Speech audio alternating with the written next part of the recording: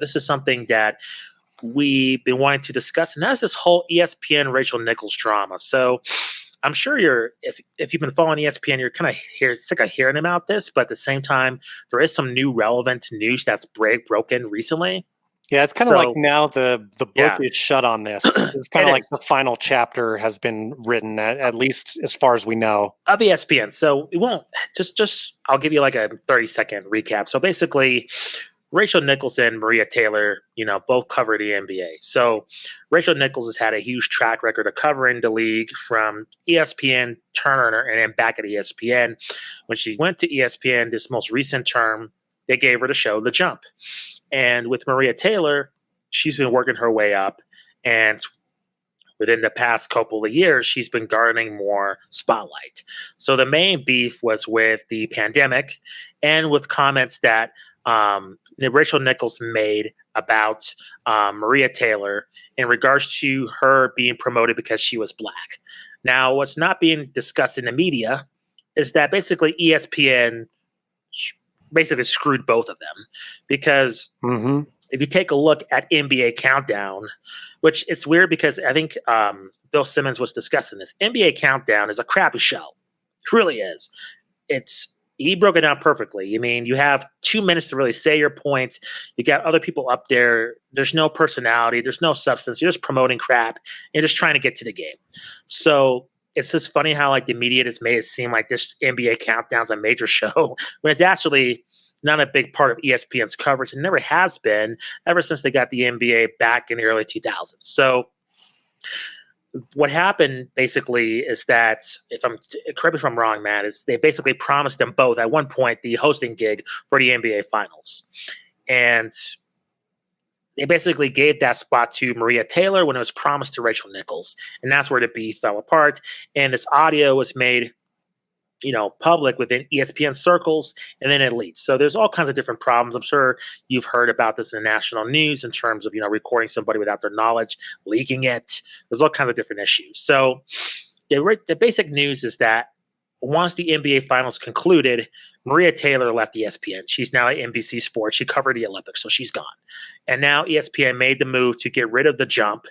And I believe with Rachel Nichols' contract, she still has some time on there, so they're going to let it run out. I think she's got about a year and a half left on her contract. So we're going to see what's going to happen with her in terms of she just gets to have a year-long vacation, let her out of her contract, or she does some coverage with ESPN. We just don't know. I'll just give my thoughts on the situation.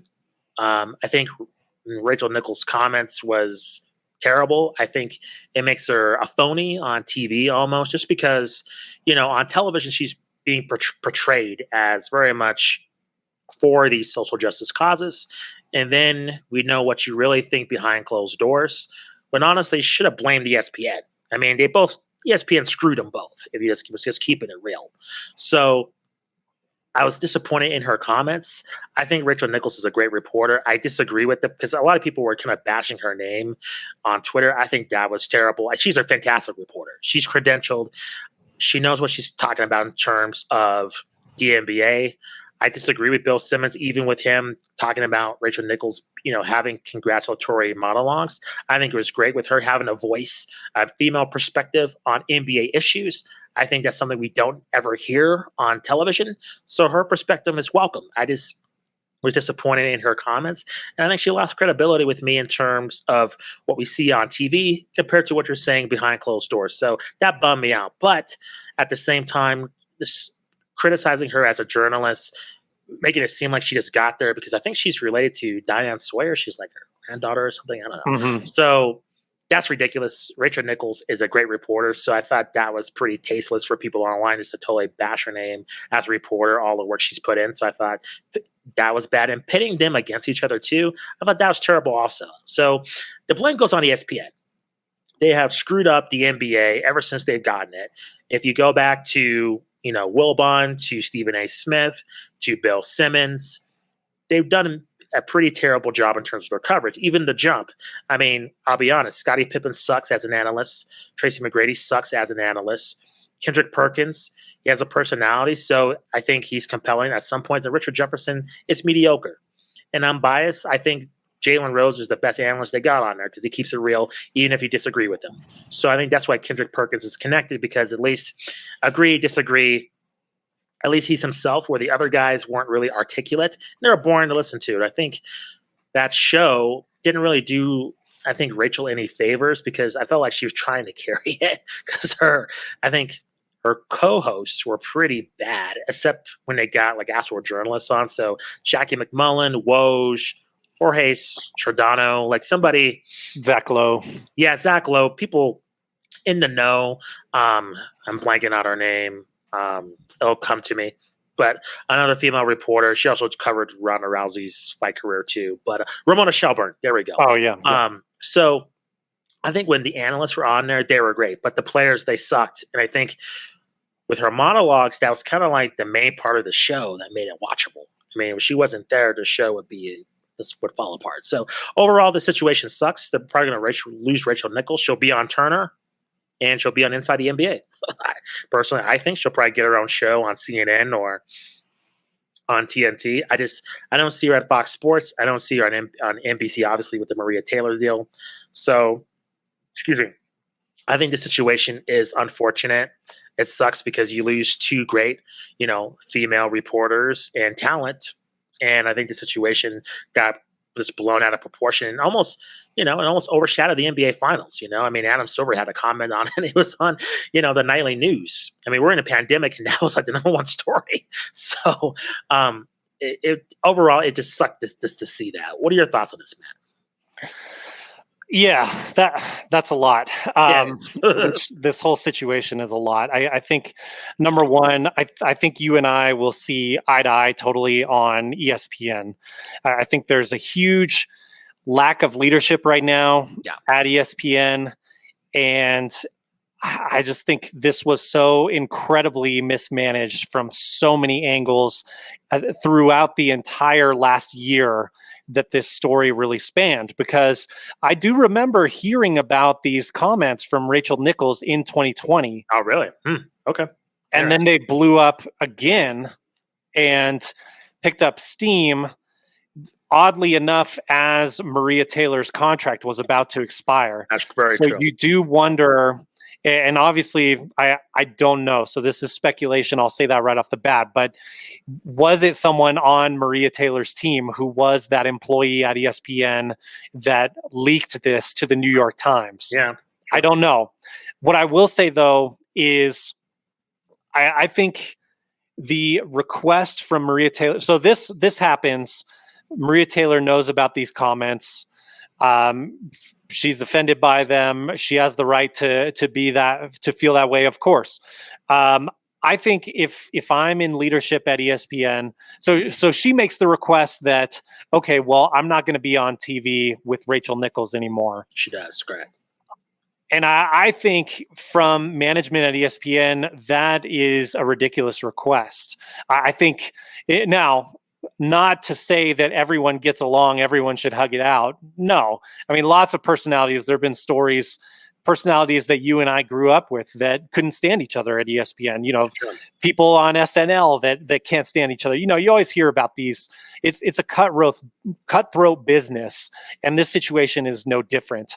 I think if you're ESPN, though, you have to make your best effort to sit these two down and try and hash this out, so that they could be on NBA Countdown together, or just work together to the point where you're not doing it how they did it, which was pre-recorded segments from Rachel Nichols that they would air during Countdown or what have you, so that they wouldn't have to be in the same room together. I just think that's untenable with the amount of money that you're paying both of them on their contracts.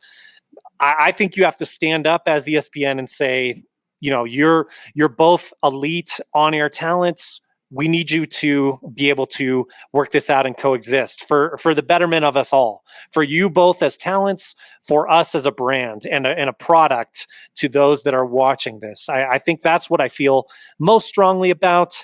I do feel some sympathy, I will say, for Rachel Nichols in that, I mean, I agree with you that there's hypocrisy in the comments that she made. I do feel sympathy that it was in a private conversation and that got leaked. That wasn't intended for us to hear. but it got out there. And unfortunately, with her being as vocal about those causes as she was, it does make her look like a huge hypocrite.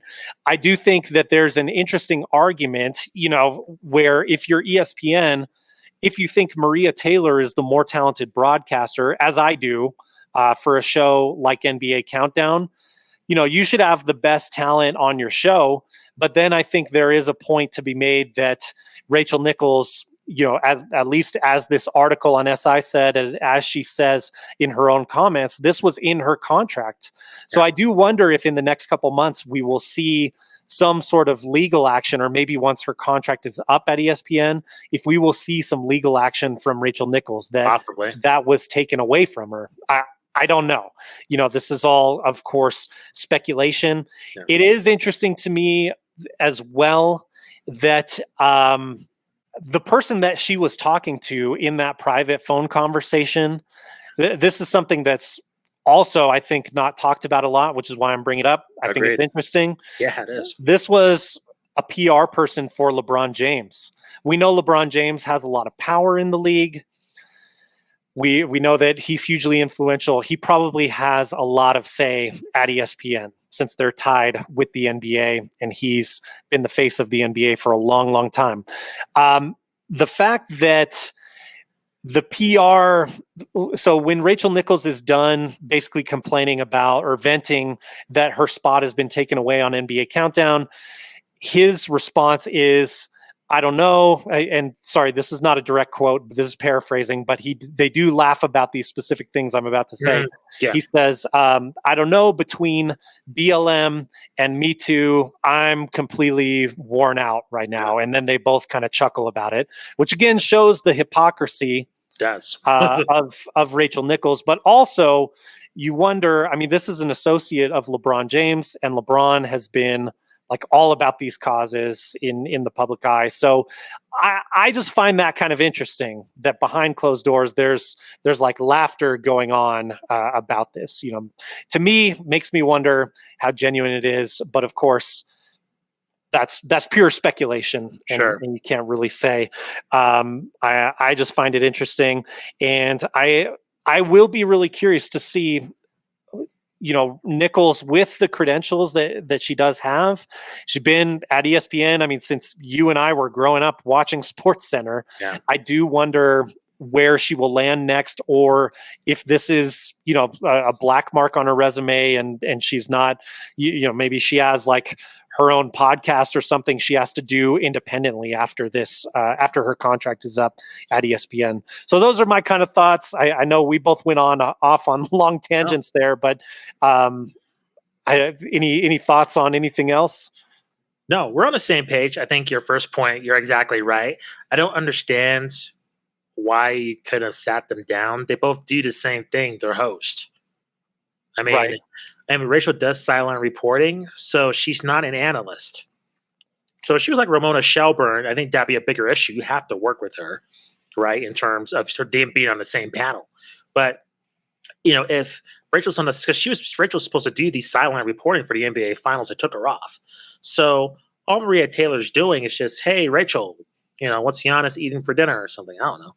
Like you're just passing. It's just literally like a 5-second conversation, and it's over. So I think for both of them, I think it's just extremely unprofessional just to be at least just settle it. You don't like each other, so be it. Toss you the package, toss it down to her. She tosses it back to you, and it's done. Because sometimes, you hear Jalen on the halftime, Jalen Rose will just say, hey, we're going to break or whatever. You just have Jalen just pass it to Maria. Like that's not uncommon. So there's ways to work around it. So I don't know. ESPN's had a lot of issues. We'll be here all night discussing them. So I'm not surprised they botched this.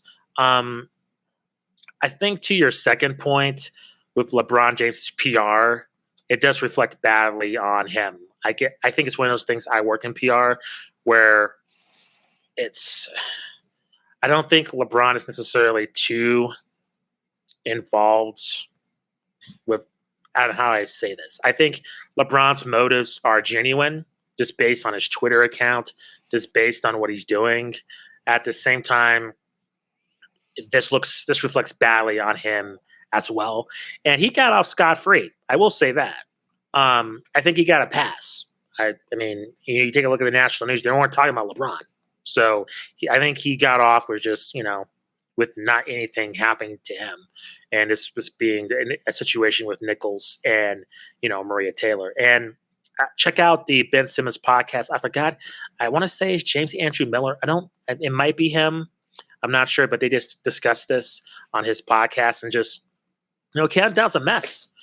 I mean, it's just the way they do their show is not conducive to a basketball fan.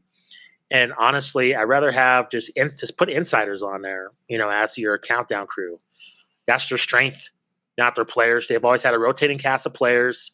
I mean, I know, this is another issue. Thing has come up, Matt Kellerman being removed from First Take, Stephen A being, rotating panel host, or him hosting it with Magic Johnson. But I'll be frank, Magic Johnson, he sucks too. Or Michael Irvin. Yeah, both of them. It's a thing where just because you're a player doesn't make you a great analyst. And I think ESPN has struggled with that. Sure. I mean, take a look at even NFL coverage. I mean, who has the best NFL coverage? It's usually Fox, CBS, I would say even NBC, and ESPN's usually last. I mean, they've always struggled. I mean, look at Monday Night Football. That's a disaster. I mean, that's always been a rotating just cluster. So it's one of those things. It's weird to think of ESPN as his worldwide leader, but other really than Sports Center and like the sports they have, I think their commentators are great. But in terms of like their in studio coverage, they are lagging behind in multiple sports. Really besides College Game Day. I mean, other than that, they have struggled. So, I mean, that's just a huge multiple flaws. But I think the whole situation is just unfortunate. Let me ask you this. You and I spend some time on Twitter because we got to keep up with NBA stuff. Do you think outside of Twitter, this story is really even that big a deal? I think casual fans could care less. I don't even think casual fans know who these people are, to be honest. Yeah. That's why it shocked me. It was on the national news. I was like, what is happening here? Like it was like the first thing that, and what Nancy O'Dell was talking about leading off the news. I was like, holy crap. Like that was just shocking to me. And I don't think it warranted a massive story, to be honest. I think outside of our circles, I don't think people give a crap, to be honest. So. It's kind of like it started as a fire in a wastebasket. Yep. That ESPN could have put out. Totally. And there seems that, there may have been an effort to get these two together to talk that we don't know about, but it just really seems like this was mishandled. And then, it's typically a sign of bad management when things are leaking this much. Like whoever it was that leaked this story to the New York Times, just doesn't speak well for ESPN as an organization. So I think that's kind of the at-large takeaway from this. And then it's just astounding in a way that it leads to them losing one of their best broadcaster talents in Maria Taylor, who's an up-and-comer, is going to do great, I would think, at NBC. And then also losing someone who, up until then, I would say had been pretty loyal to ESPN. I think, probably the reason they lose her or are likely not going to renew her contract is that she kind of stepped on the brand in these comments that leak, talking about their diversity record and all that. You see that as ESPN management. And I'm guessing that jumped out to them, and maybe they saw that as the big issue when really maybe they should have been a little more introspective about it, and hopefully their leadership will get better down the road, because I think you and I and any sports fan really kind of roots for ESPN just because they house so much content.